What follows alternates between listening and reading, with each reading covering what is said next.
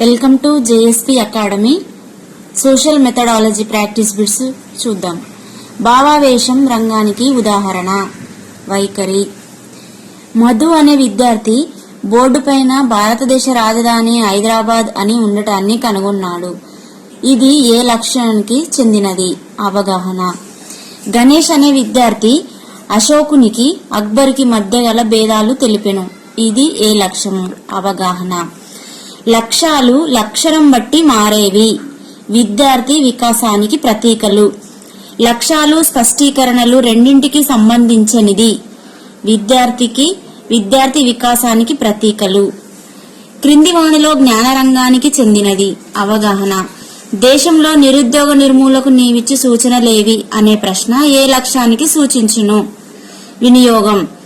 అడవుల పరిరక్షణ అను పాఠ్య విషయ బోధన విద్యార్థిలో ప్రధానంగా ఈ సాంఘిక శాస్త్ర లక్ష్యాన్ని సాధించుటకు ఉద్దేశింపబడింది.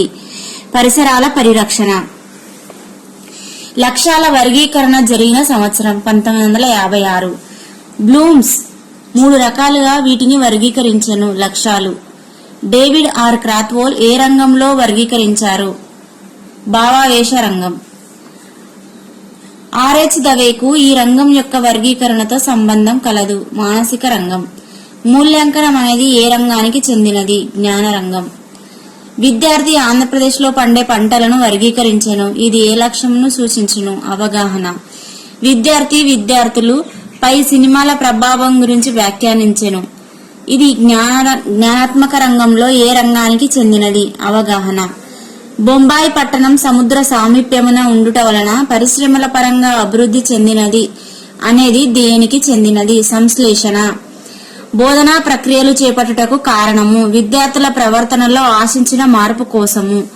ప్రవర్తన లక్ష్యం రాసేటప్పుడు అందులో వినియోగించే ప్రక్రియ ఎవరి చర్యను ప్రభావితం చేయును? విద్యార్థి. దేశంలో పేదరికానికి గల కారణాలు తెలుపుము. ప్రశ్న ద్వారా సాధించబడే లక్ష్యం. జ్ఞానం. మీకిచ్చిన భారతదేశ పటంలో ప్రముఖ చారిత్రక ప్రదేశాలు గుర్తించండి అనేది ఏ లక్ష్య సాధనకు చెందినది? నైపుణ్యం. సమస్యను పరిష్కరించడానికి ఉపయోగపడు రంగం. జ్ఞానాత్మక రంగం. విద్యార్థి భూమధ్యరేఖ మండలంలో అధిక ఉష్ణోగ్రతకు అంటార్కిటికాలో అత్యల్ప ఉష్ణోగ్రతకు గల సంబంధం తెలుసుకునేను. ఇది దేనికి సంబంధించినది? అవగాహన. విద్యార్థి తరగతి గది నాయకుడిగా ఉండటానికి ఆసక్తి చూపుట అతనిలో ఏ లక్ష్యం ఉన్నట్లు భావించవచ్చు? అభిరుచి. విద్యార్థి నేర్చుకున్న సాంఘిక శాస్త్ర పరిజ్ఞానంను నూతన పరిస్థితుల్లో ఉపయోగించడం దేనికి సంబంధించినది? వినియోగం. 10వ తరగతిలో విద్యార్థి భారతదేశ పటంలో నర్మదా నది తూర్పుకు ప్రవహిస్తుంది అని వ్రాసి ఉండుటను గమనించి పశ్చిమానికి ప్రవహించును అని సరిదిద్దెను. ఇది ఏ లక్ష్యం? అవగాహన. ఒక పబ్లిక్ నీటి కుళాయి నుండి వృధాగా పోతున్న నీటిని ఆపుటకు ఒక విద్యార్థి చేసిన ప్రయత్నం ఈ లక్ష్య సాధనకు సంబంధించినది. వైఖరి. బడ్జెట్ పాఠం విన్న ఒక విద్యార్థి ప్రభుత్వం పెట్టే లోటు బడ్జెట్ వలన కలిగే ఫలితాలను ఊహించగలిగినచో ఈ లక్ష్యం నెరవేరినట్లు. వినియోగం. ప్రశంస ఒక లక్ష్యం. వినియోగం అను లక్ష్యానికి చెందని స్పష్టీకరణ. సంబంధాలను గుర్తించును. మన దేశ జనాభా పెరుగుదలను అరికట్టుటకు నీవిచ్చు సూచనలేవి అను ప్రశ్న లక్ష్యం ఏమిటి? వినియోగం.